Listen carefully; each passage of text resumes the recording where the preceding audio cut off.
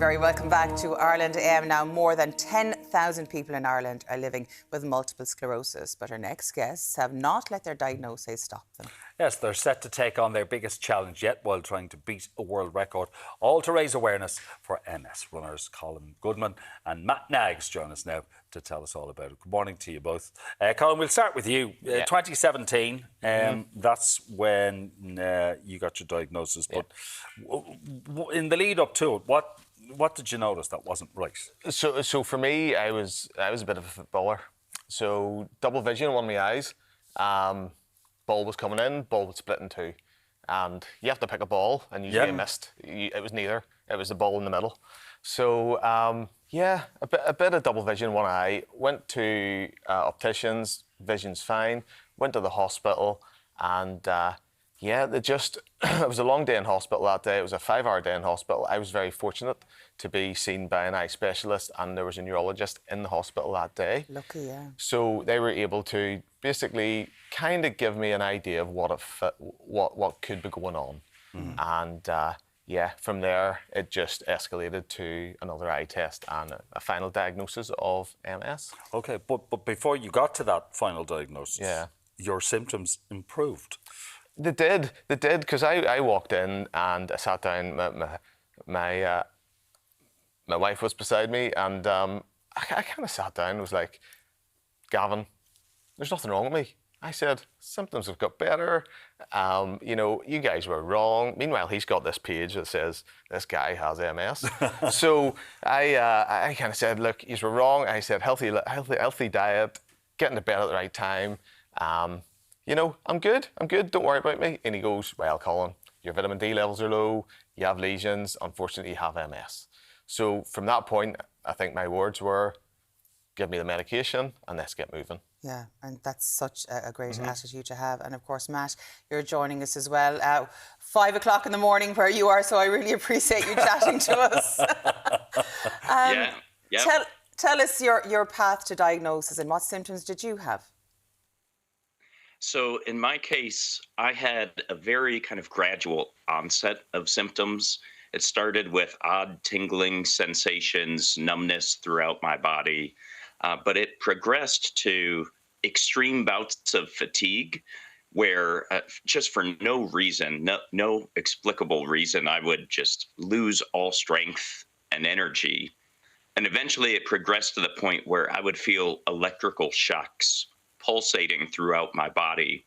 And I was no longer able to really walk very far, even without feeling that electrical energy kind of pulsating throughout my body. So it took about 9 months of multiple appointments and trips to the emergency room where constantly I was told, we've given you all the tests, you're fine. But eventually I was admitted after not being able to walk suddenly. Again, it just happened in a moment. And fortunately, I was able to see a neurologist that was able to redo some testing and pinpoint specifically that I indeed had MS. You were told you would be in a wheelchair within 5 years. I mean, hearing news like that, absolutely devastating. What was your reaction? How did you process that? The very first two thoughts in my mind were, one, will I be able to walk my daughters down the aisle one day? And two, will I be able to kick my kids' butts in sports? Those were the things that first jumped out at me. And of course, my wife and I have always had travel plans. I had big career plans. And for me, it was all in question, or almost as though I had to change all of those plans because now life was going to be different. And fortunately, I didn't maintain that attitude for very long. And I decided, why start living as though life must be different before my body is actually forcing me to? And that's how I started my group, Running with MS, and how I met Colin. Okay, so you guys met online? Yeah. Okay, so when did running come into it for you? Because you haven't let this diagnosis stop you. No, so just my backstory was before MS, never wanted to do a marathon, never wanted to run, never thought about running. Wasn't on your radar at all, was it? Nope, I hated running. getting that diagnosis, I thought, let's go out for a wee jog. 3 miles turned into half marathon, turned into a couple of marathons, turned into just taking over my life. And so that was just, the running just, I enjoyed it. And when you enjoy something, you just keep doing it and doing more of it. And how then did that lead you to linking up with Matt? I've tried an attempt to run Mizzen to Malin before, and I found this Facebook group, and it's a really positive space. It suits me. It's not about what you can't do, it's about what you can do. So this guy running it called Matt, I texted him, I said, Matt, can I promote my first attempt at this run, my Mizzen to Nearly Limerick run, on your channel? And he says, of course, come on, post it. And then from then, I think, Matt, we've still got our first message where I mentioned that, can I post this stuff? And from then it was just, we started talking, we started texting, sometimes I talk to Matt more than the wife. So good, great friends now, and so he's coming with you on this thing. Yeah, Matt, do you want to tell a story? Yeah, go on. Please do, Matt. Yeah, so you are all meeting Colin before I am.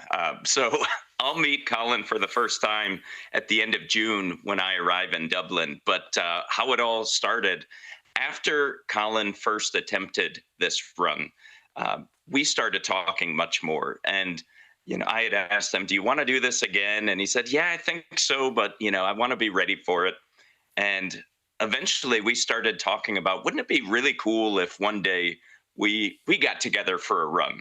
And at the time, a run just meant maybe Matt's traveling and, he's in Europe and we go for, 5-mile jog. But then that turned into, wait a minute, when you reattempt doing Mizzen to Malin, what if Matt did it too? And so I had tried to also prep my wife that this conversation would be happening. And she's been so supportive of all the crazy things I've tried to do over the past several years as well. And so we had talked about it being in 2027. But in summer of 2025, she said to me, Matt, if you feel ready and if Colin's ready, then why wait? Why, nothing is promised. So just do it now. And so I said, hey, if you're okay with it, that's great with me. And I had sent Colin a message. I said, hey, I want to record a podcast episode with you, but I'm not going to tell you what it's about. So me asking Colin if he would like to do this run together was all captured live on our podcast. And you got his real reaction also, which blew me away. I thought for sure he would be asking his wife first. And he said, Matt, trust me, she supports me in everything. I'm in. I don't even have to think about it. Oh, the bromance is real there. You set him up, Matt. Yeah, he did. Now, absolutely. But I'm trying to get my head around the fact that you were given this notice that you might be in a wheelchair within 5 years, to not only doing like a jog, to a run, to a 10K, to a marathon, to 6 marathons in a row, to an ultra marathon. How did that progress for you? Never mind how you roped this fella into doing this next run, which we'll talk about in a second. How did you mentally and physically do that? So once I had started to recover from my initial, it's called a relapse. Once I came out of that period of heightened symptoms, it started to become a goal for me to just get back to where I had been before my MS had gotten so bad. So I set out this goal of doing a half marathon again. That was the farthest I had ever run before being diagnosed. But then after that, I said, why stop there? And it became very much about proving to myself and hopefully inspiring others around me that, we don't have to limit ourselves to whatever kind of limits we place on ourselves or what someone else may place on us too. So me hearing 5 years from now, you'll likely be in a wheelchair became kind of a rallying cry for me to say, well, if that's true, I'm going to do as much as I can until that point, or I'm going to pretend it's not true and do even more than I ever thought was possible. So I just began to build and build and build my confidence from there. And thankfully, I've been surrounded by so many people like Colin who've inspired me. This group that we're in together has over 1,000 runners with MS all over the world who are extremely positive, extremely encouraging, and they inspire me after now more than 6 years of trying to see what I can do for as long as I can do. So I recognize I'm just very blessed that, when it comes to having MS, for many of us, it is a series of ups and downs. And in my case, even 4 months ago, I was going through bouts of being bedridden due to symptoms that I had. And it's battling back over and over again. But seeing where other folks are with MS and how they push through inspires me to keep going. Not only that, but trying to be the best version of myself for my wife and my kids is the thing that always keeps me coming back to, no matter how challenging it is, to keep pushing forward. Okay. There's a bit of preparation, though, that has to be placed, because you're literally running the length of Ireland and you're going from the bottom to the top. People will think that's all uphill. But a lot of it is.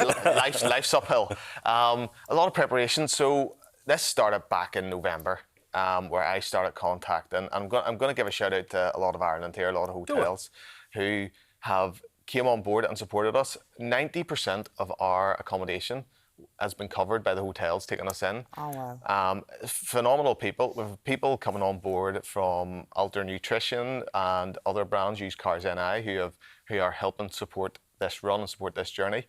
But like every night I've been on my computer, my wife will testify to it, that I'm just looking at the route, looking the way the route going. Then we've got the training involved. Yeah. So then we have to then work out, what does training look like? Training looks different for me and for Matt. Yeah. My brother, who last time attempting this was a crewman, he's joining me, so the three of us are doing it.